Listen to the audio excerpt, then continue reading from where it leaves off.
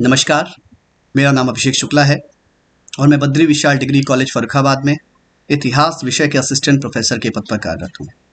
आज इस video lecture में मैं विश्व इतिहास के एक बहुत महत्वपूर्ण अध्याय पुनर्जागरण अर्थात रेनेसां पर चर्चा करूँगा। वास्तव में पुनर्जागरण न केवल अपने आप में बहुत महत्वपूर्ण अध्याय है, बल्कि विश्व इतिहास की धारा को बहुत गहरे रूप में इसने प्रभावित भी किया है। इसलिए पुनर्जागरण को पढ़ने से पहले हम वहाँ यूरोप की और विश्व इतिहास की तत्कालीन परिस्थितियों पर थोड़ी चर्चा करते हैं।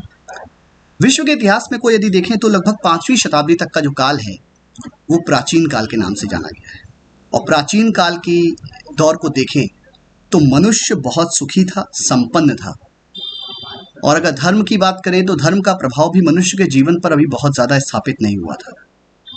उसकी बौद्धिक प्रगति के सारे मार्ग खुले हुए थे, उसे वैचारिक स्वतंत्रता थी, किसी भी तरह की उसके ऊपर कोई दबाव नहीं था। तो यदि बॉटम लाइन में प्राचीन विश्व के इतिहास के संदर्भ में प्राचीन काल को परिभाषित करें तो मनुष्य पूरी तरह से प्रॉस्परस था, खुश था, उसकी वैचारिक स्वतंत्रता और बौद्धिक प्रगति के समस्त मार्ग खुले हुए थे। लेकिन मध्यकाल, जो यूरोप के इतिहास में अंधकार का युग भी कहा जाता है, और मध्यकाल की शुरुआत रोम और यूनान की संस्कृति के पतन के साथ हो जाती है और लगभग 14वीं सदी तक ये मध्यकाल का दौर बना रहता है। मध्यकाल का दौर यूरोप के इतिहास में अंधकार का युग है। अंधकार का युग इसलिए कि वैचारिक स्वतंत्रता के सारे मार्ग बंद कर दिए गए थे, बौद्धिक प्रगति के सारे रास्ते बंद हो चुके थे, धर्म का अर्थात चर्च का मनुष्य के व्यक्तिगत जीवन पर नियंत्रण इस कदर था कि मनुष्य की कोई भी वैचारिक निजता थी ही नहीं। तो क्योंकि चर्च का नियंत्रण इतना ज्यादा था कि चर्च कहता था सत्य वही है जो मैं कहता हूं, अर्थात सत्य वही है जो चर्च कहता है। और यह दौर लगभग 14वीं शताब्दी तक चलता रहा। परंतु 14वीं से 16वीं शताब्दी के बीच में यूरोप पे एक नवीन चेतना दृष्टिगत होती है, एक नवीन चेतना का प्रादुर्भाव होता है।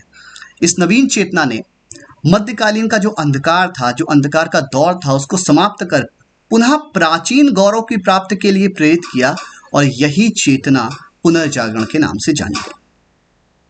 वास्तव में पुनर्जागरण का अर्थ किसी सोए हुए व्यक्ति का जागरण नहीं है, बल्कि ये समस्त मानवीय समाज के जागरण से इसका संबंध है। अब वास्तव में मानवीय समाज का जागरण, जी हाँ, मनुष्य को जानो, मानव केंद्रित समाज की स्थापना। क्योंकि मध्यकाल धर्म केंद्रित समाज था, जहाँ पे मनुष्य के बारे में चिंतन भी धर्म केंद्रित ही था। तर्कपूर्ण चिंतन पद्धति थी ही नहीं, किसी भी तरह की कोई वैचारिक स्वतंत्रता नहीं, कोई वैज्ञानिक प्रगति नहीं, क्योंकि मनुष्य किसी भी दृष्टिकोण से महत्व ही नहीं रखता था। परंतु पुनर्जागरण ने मनुष्य के महत्व को स्थापित किया। मनुष्य के ऊपर इतना बल दिया गया कि नई तरह की वैज्ञानिक खोजें इसलिए की गई कि मनुष्य के लिए कि कौन सी चीज सहज हो सकती है, सुलभ हो सकती है, इसीलिए नई नई तरह की वैज्ञानिक खोजों को बल मिला। आज वर्तमान में हम किसी भी चीज को देखते हो, चाहे वो सुविधा के लिए रेलगाड़ी हो या यातायात करने के लिए हवाई जहाज हो, किसी भी तरह की कोई भी साधन हो, ये सभी चीजें मनुष्य की सुविधाओं के लिए ही है।